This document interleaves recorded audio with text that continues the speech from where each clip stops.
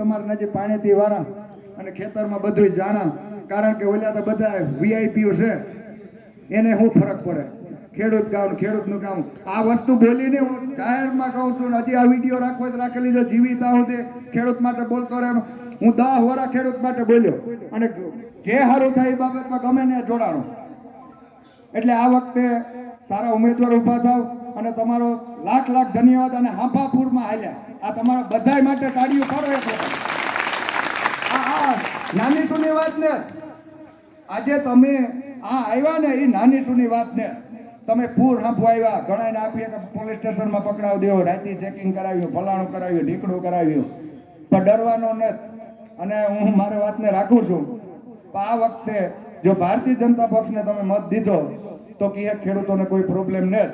હવે વિચારવાનું તમારે છે. હું મારી નાની એવી વાત રાખી અને વિરમું છું. જય હિન્દ, જય ભારત, જય રામદેવજી.